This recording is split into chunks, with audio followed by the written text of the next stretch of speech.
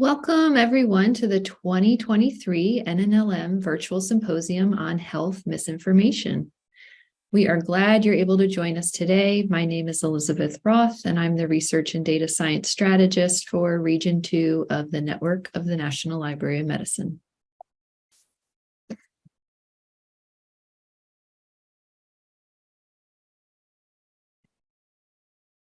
We just have a few technical items to cover before we get started. All attendees have been muted, but we do welcome your questions and comments into the chat. Please use the Q&A for questions that our presenter will address at the end. BFARS is providing technical assistance today, and NNLM staff will be keeping an eye on the chat. Please be sure to select everyone from the drop-down menu when posting your questions and comments in chat to ensure everyone sees them. Submit questions for the speakers using Q&A. We have live closed captioners for this event. You can access the closed captions by clicking on the icon with the 3 dots and then selecting closed caption. If you'd like to share on social media, we encourage you to use the hashtag for the event, which is HealthMisinfoNNLM.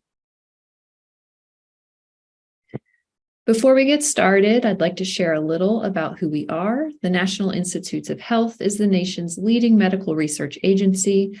Many of you might be more familiar with the National Center for Allergies and Infectious Disease, which is one of the many institutes and centers at NIH. NLM, or the National Library of Medicine, is one of the 27 institutes and offices of the NIH. It's the world's largest biomedical library and produces online resources like PubMed and Medline+. NNLM, the Network of the National Library of Medicine, is an outreach program of National Library of Medicine working to ensure health professionals and the public have equal access to health information. And NNLM is made up of 7 regional medical libraries, 3 national offices, and 4 national centers, all providing training, funding, and engagement opportunities to over 9,000 NNLM member organizations. It is my pleasure to introduce today's speaker, Jocelyn Swick-Jemison, who is an assistant librarian at the University at Buffalo. And I will stop sharing. Take it away. Thank you so much, Elizabeth. Hi, so I'm going to share the link to my slides, which are actually in the form of a website, in the chat. So you may follow along if you'd like, if that makes it easier. And as we go along, I'll have a couple other things that I'll share with you as links in the chat box as well. All right, let's jump right in then. So my name is Jocelyn Swick-Jemison. I am currently a data services librarian at the University at Buffalo. Let me go ahead and share my screen.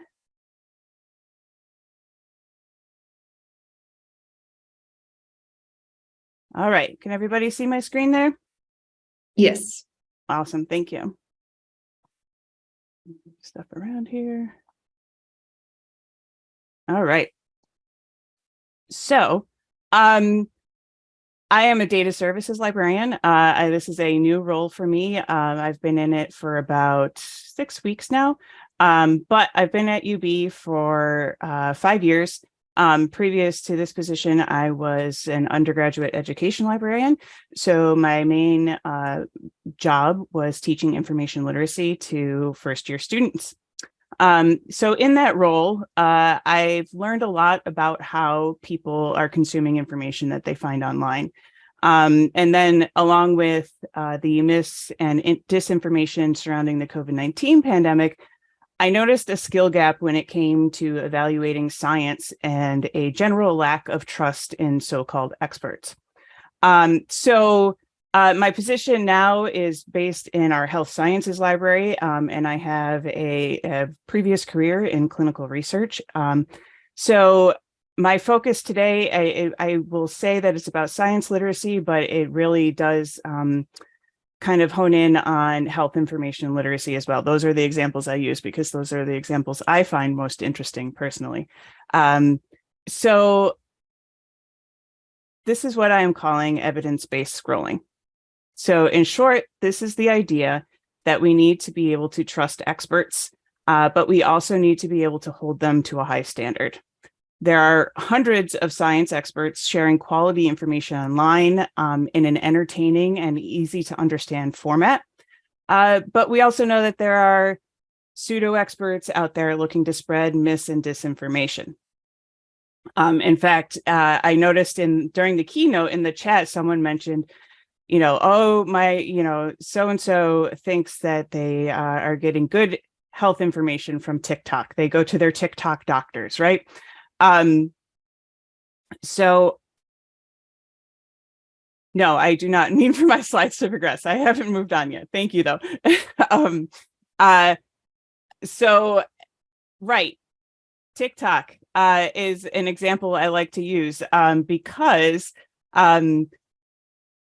while, of course, there's plenty of misinformation being shared there, there are some really great experts sharing quality information. I have found personally some excellent information about not only COVID-19, but also things like mental health conditions, where there is some actually really good quality information. But we need to learn how to sort the good from the bad, and we need to learn how to teach our patrons, right, to sort the good from the bad in a way that is not overwhelming and that is an easy skill to pick up. So I'm proposing an approach based on the concept of evidence-based medicine.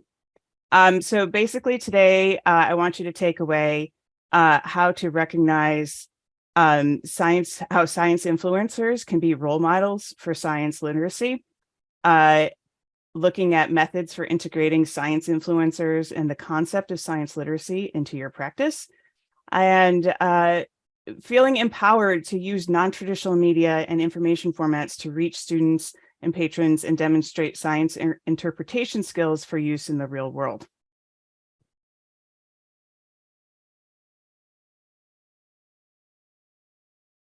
All right, so the idea of expertise by proxy. Despite what the internet would let us believe, you cannot actually become an expert in everything. No amount of doing your own research is going to make you an astrophysicist. It's at least not me, right? So identifying experts who use evidence openly to openly share science information is important. We need to know who we can trust. We need to know how to trust experts, but also be able to verify them. So traditionally, as librarians, these are some of the things we look at. We look at authority. Are they offering information outside of their area of expertise? This is something that happens often on social media. Currency. Is the information that they are sharing still accurate today, or is it based on outdated information? Science changes quickly, okay? And that actually can be an advantage to social media. Is the information they're sharing accurate, and how do you know that? Relevance. Is the evidence they're using relevant to the question they're trying to answer?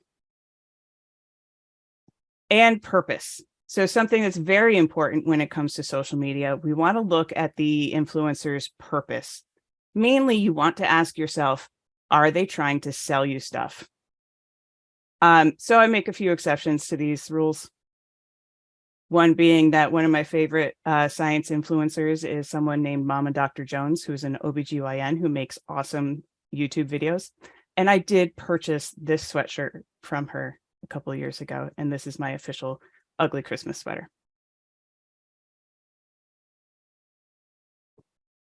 So what is evidence-based practice? Most of you all are probably familiar with this concept.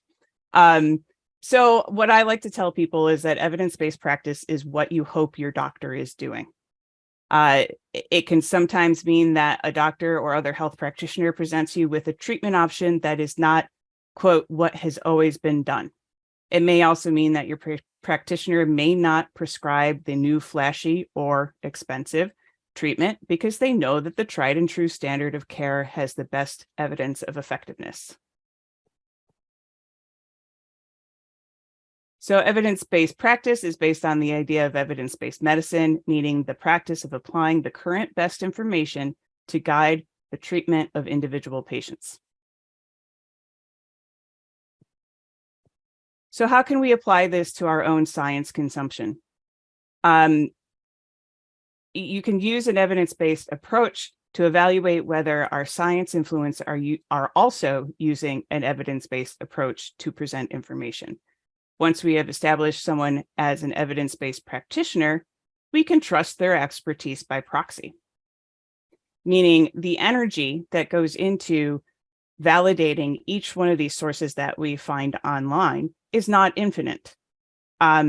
So I'm proposing that it's a wise move to have a collection of experts that you can rely on, that you go through that vetting process, you know you can trust them, and you can go back to them for information when you need more.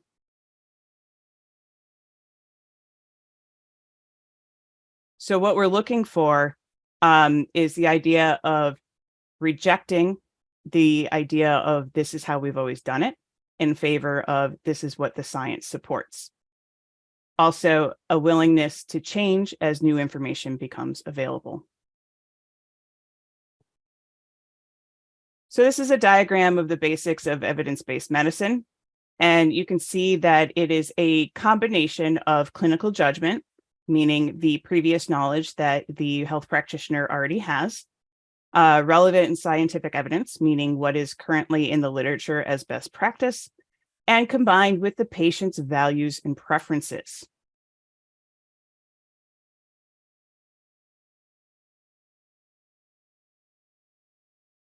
So evidence. Information sources have a hierarchy. Whenever possible, your experts that you're using online should be using sources at the top of this hierarchy, meaning meta-analyses and systematic reviews. And when evaluating new research that might come in lower down here, maybe in randomized controls trials, cohort studies, or case control studies, they should be presenting it in the context of previously published research.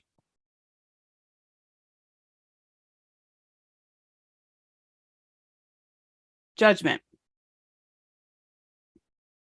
Your own personal knowledge and experience influences how you understand science. And that's okay.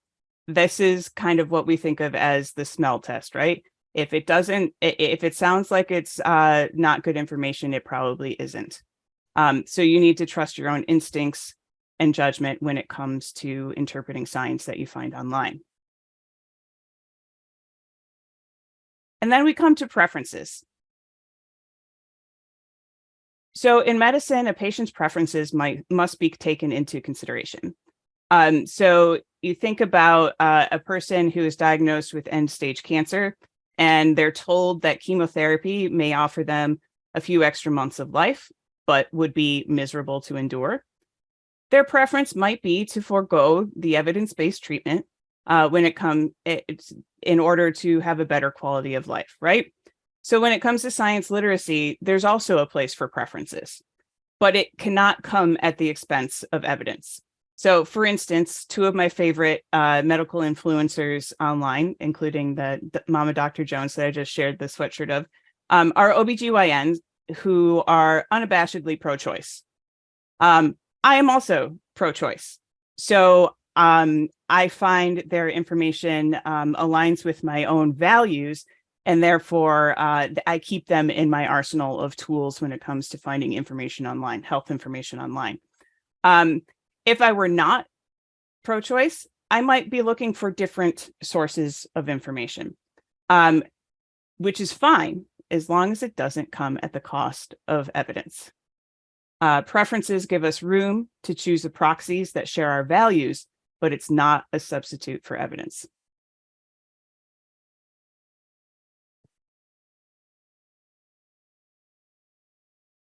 So what are the steps of evidence-based practice? Number one, formulating an answerable question. If you're seeking information on a topic, ask yourself, is this question answerable? For instance, what is the cure for cancer? Is not an answerable question. However, what is the best treatment for a premenopausal woman with stage 2 ER, PGR positive breast cancer? On the other hand, that's an answerable question. If you're simply looking to learn more information about a topic, ask yourself if the content creator is presenting an answerable question. Number 2, finding evidence. So you watch the video, you listen to the podcast, you read the tweets. Has the influencer clearly stated what sources they are gathering their evidence from? When we teach undergraduate students how to do research, we teach them that one of the most important ways to validate information that you find is, did that person cite their own sources? So you're looking for somebody who's going to properly cite those sources. If they're not telling you, where they got their information, that's never a good sign. So if they're presenting a new study or finding, did they clearly identify what the study is and how to find it, right? You don't want to read an article about some new study finding and not be able to find that original study and read it for yourself. Appraising the evidence. Here we're asking ourselves, are they comparing the new finding to older findings to fully evaluate it? Are they looking at the entire context of this new information? And are they critically evaluating the finding in a new study? For example, are they looking at the study methods and design, the funding, or the statistical analysis? This is not stuff that's always easy to understand. Even as a health sciences librarian, a data librarian, I'm not always the most confident in evaluating a study for its design or its statistical analysis. Sometimes that is something I have to rely on other experts for. But it's definitely something you want to look for when you're looking for information online. Oops, I should have advanced earlier. Sorry about that. I'm going to jump through here. This is all just the stuff I've already said. All right. So let me see. I got ahead of myself here. Formulating the question, blah, blah, blah. Sorry if I'm making everybody nauseous here. All right.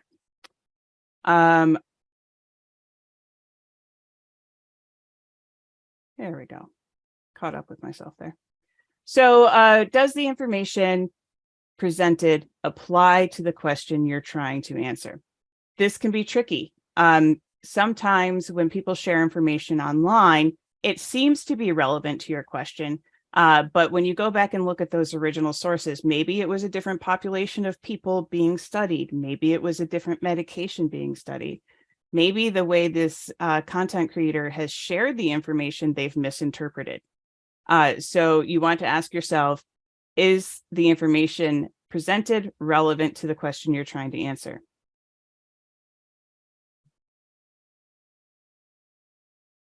And finally, evaluating performance. This is where a medical practitioner might look back and say, how did that drug actually work for my patient? So as a science consumer, you're asking yourself, has the content creator answered the question they set out to? And have they answered the question that you had? Is the use of evidence consistent across their content? Now, this can be tricky too. Maybe you found somebody new that you find interesting online, and you start following their channels and you think it's really great, but maybe you dig into the stuff they've done in the past and they weren't as evidence-based as you like. Or maybe they offered you one really good video and you learned a lot, but then the next one goes into some pseudoscience. So ask yourself, have they consistently used quality evidence across all of their content? And then number 3 here, which is huge and which is something I think the public really didn't understand about the research that came out so quickly about COVID-19, is that we have to redirect when we have new information. So if there's new information, has that person shown openness to new ideas? And if they did make mistakes, or if the studies that they've referenced were recalled or acknowledged as mistakes, do they clearly and openly correct them? So after an extensive study of the evidence, a medical practitioner may decide to bring a new treatment into their arsenal, or maybe remove a treatment. You, as a science information consumer, are aiming to fill your medicine cabinet with reliable information. With careful evaluation, you can fill that cabinet with a collection of experts and science content creators that you can rely on. All right, so now I'd like to take a look at a couple of examples. You can get to these links in that presentation that I just posted the link to. Let's take a look at a couple of science influencers and ask ourselves the questions that I just proposed. So formulating an answerable question. Let's look at two different science influencers. Number one, this is going to be an influencer named Dr. Jinmei Graham. Need the link again, okay?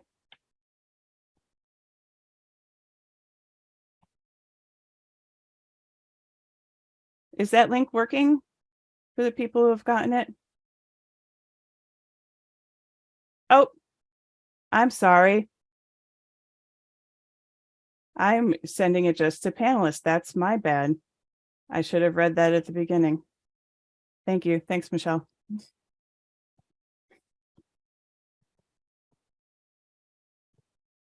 All right. Okay, so the links to the examples I'm talking about are in that presentation. All right. Good thing I had the whole hour. The second person canceled. I can just blab on forever here. If anybody needs to interrupt me, please do. So we're looking at formulating and answering an answerable question.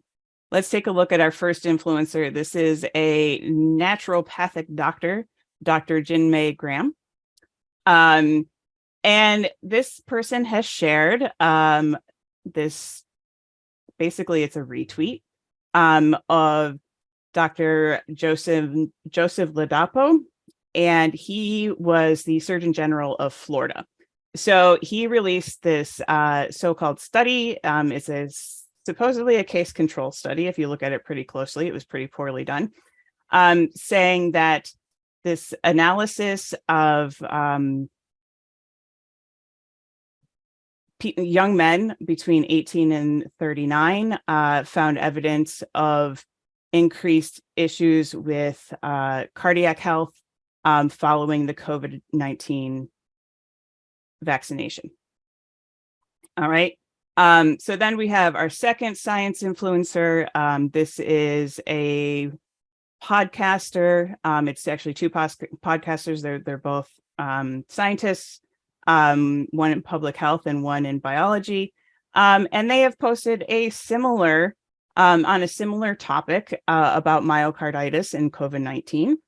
And their evidence contradicts what that first one said, and saying that COVID-19 itself poses a higher overall risk for myocarditis. So going back to our evidence-based question, which one is answerable? Okay, so this one is trying to answer, is there an increased risk of cardiac death amongst men 18 to 39? Seemingly an answerable question, but this one from Unbiased Science actually presents a more answerable question in that it's more there's a better context. They're not necessarily saying that the vaccination doesn't cause an increase in myocarditis. They are saying that the evidence shows us that COVID-19 itself, the disease, is more likely to cause myocarditis. Finding evidence. Okay. So again, the evidence here, this is just an image of a link, so it's not easy to get to. I can tell you if you take the time to type that in. Oh, I apologize for that, Angela. But you can see it on my screen for the time being, right? I hope. Thank you. Okay. I will double check that in my links and see if I can do this somewhat, maybe do a screenshot instead. So in this case, that link to the guidance that they have posted here, it's a dead link. It doesn't actually go anywhere. But I was able to find the original report that this tweet was based on. And if you take the time to dig into it a little bit, I can tell you that it's based on some pretty flimsy evidence, very small population of people studied, and it didn't look at the incidence of myocarditis from the vaccine versus what was from the disease itself. As opposed to our unbiased science post, which for one, you can see over here in the comments has a very long discussion of the evidence. And then in the links, they actually have links to every single source that they use to come to this conclusion. All right. And using my tried and true librarian skills, I can kind of glance through these links and I can see that they're coming from reputable sources. So I believe this is the American Heart Association, and then some medical journals, Johns Hopkins, CDC.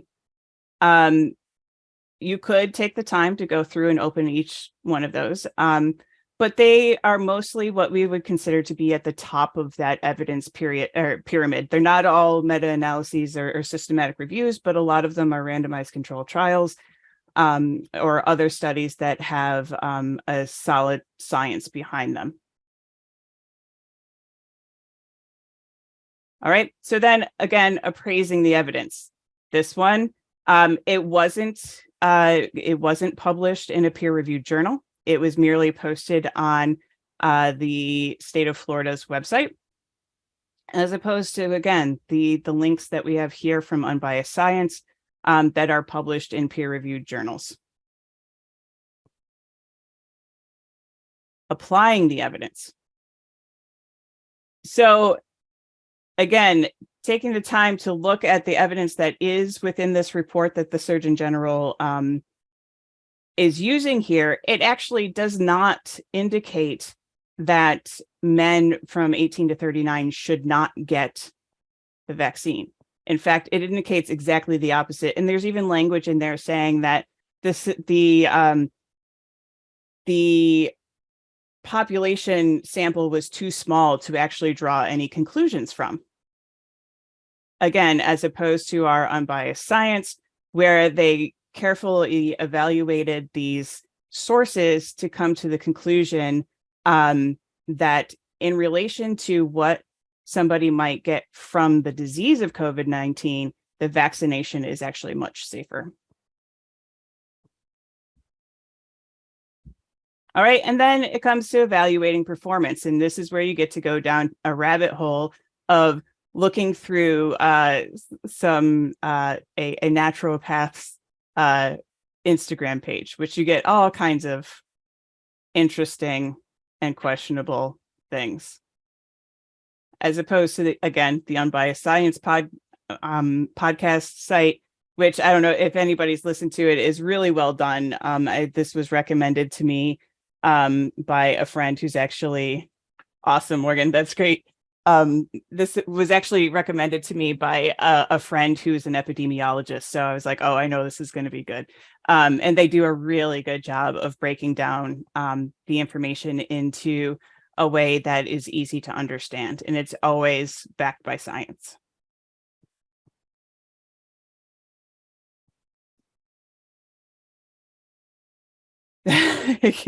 Yes, Lynn. It was Florida. My apologies to anybody here from Florida, but yeah, they had a different game plan when it came to COVID, and it wasn't evidence-based, that's for sure. So you as a science consumer are aiming to fill your medicine cabinet with reliable information. I would say that the ladies from Unbiased Science are definitely in my my medicine cabinet of people I go to when I need information. For example, recently, I was questioning the validity of chiropractic care. I had been seeing some stuff online, some stuff on Twitter from doctors who I respect saying, how it can be dangerous. There's no evidence. And I thought, my family members have always gone to chiropractors. I never really thought much of it. Unbiased Science podcast has a wonderful episode about chiropractic care that really, put it all into perspective for me. Awesome. Good. That's good to know, Morgan. Thank you. All right. So, so I gave this talk, a slightly different talk, but similar talk a couple months ago.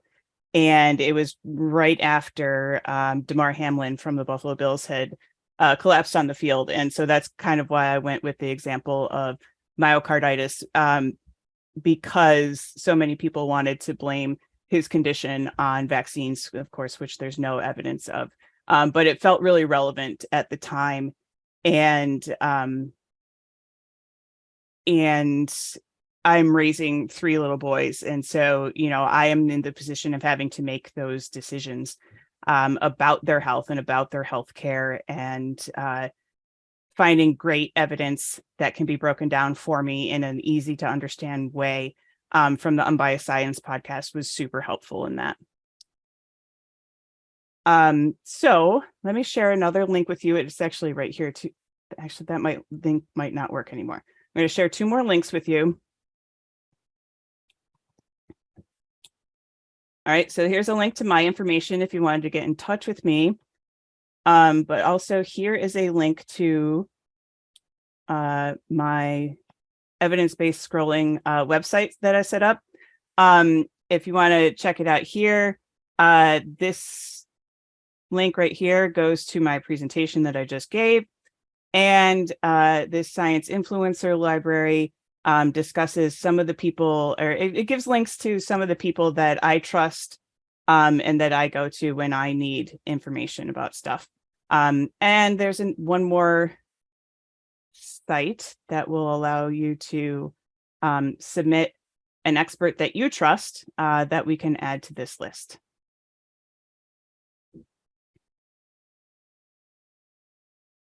All right, so I'm going to stop my share.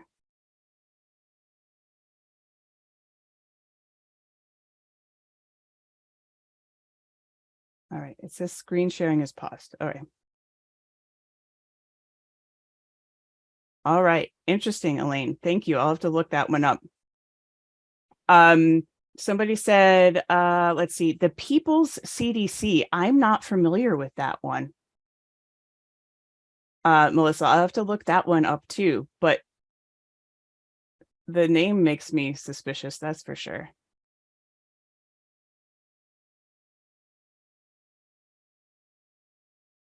The Pediatrician Mom. Yes, I know that one too. That one's good.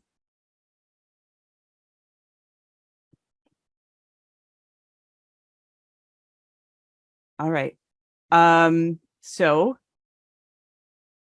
thank you for all the messages in the chat. No ivermectin in sight. That's exactly.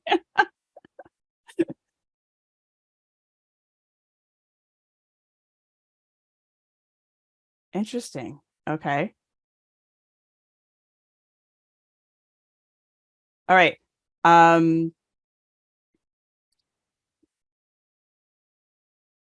Did we just want to keep this conversation going, or do we have any questions? There's no questions in the Q&A, Okay. But if anyone has questions right now, feel free to add them. Thank you so much, Jocelyn. We can, give a little time for people to absolutely come up with a question or give some more suggestions of influencers. Yeah, I'm definitely going to check all of these out and see if we can add them to my list. My list tends to be very kind of women's health oriented. So I'm always, curious about other things. And I will share that this, the idea for this kind of came out of an activity that I did back when I was teaching first year students, where we took a John Oliver episode and we broke it down into its individual parts. So every piece of evidence that he was presenting, and then combining it with the actual studies and information that he was using to back up that evidence. So that's kind of what this came out of. So we do have a question. Mhm. How do you keep up with how to find influencers and resources? That is, it's funny that this is always the question. It's hard. I think I go with, I know a lot of people in the health sciences, so I will ask them, who do they trust? And once I kind of have an established, kind of parasocial relationship with one of these influencers, for example, like there's Dr. Jen Gunter, who's active on Twitter, and she has, my cat's trying to join us right now, but so if one of those influencers that I like shares somebody else, I'm likely to check them out. Okay, I have another question or comment. I'd love to attend this talk again, dumbed down a bit. I'm a public librarian and there was a lot of information here. Well, don't sell yourself short. Public librarians are amazing. Trust me, your job is harder than mine. But that's, I'm actually developing this for I'm going to rework it into a program for a public library program that we're doing locally here. So that is good to know. And I will take that to heart and work on making this a little bit more for the general public.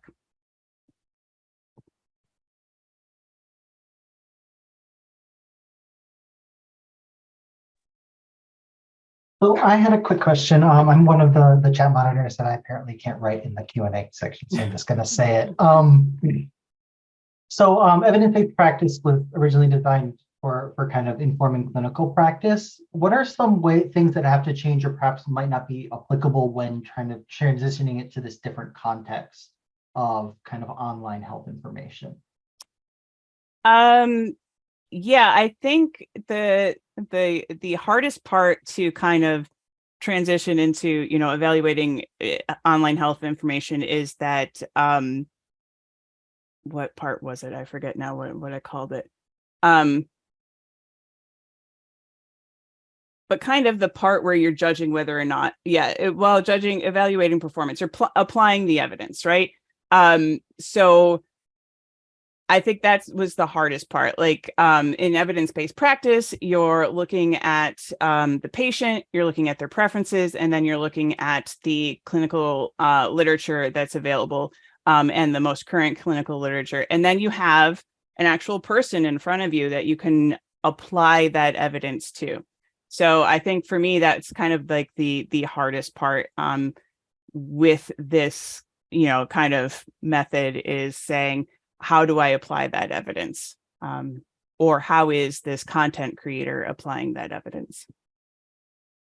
That's useful. Thanks. Mm-hmm.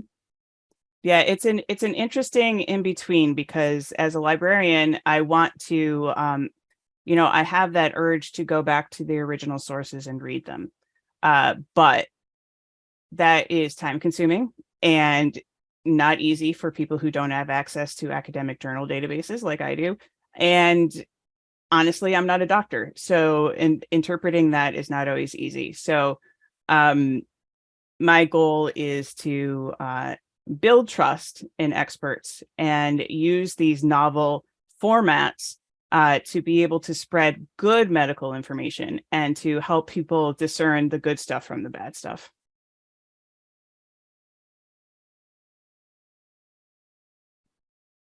All right. Thank you so much, Jocelyn. If there's no other questions, we will wrap up. Just a reminder that if you're interested in claiming the MLA CE credits for this session, you'll receive an email after the symposium ends with a questionnaire and instructions to claim the CE. And we are not yet done for the day. We have our final session today in about 50 minutes. We encourage you to go take a break, get away from your computer, maybe go outside, and we will start up again at 4:30 Eastern for the final session of the day. Thanks again, Jocelyn. Thank you. And thanks to everybody. This was a really great conversation. I appreciate it.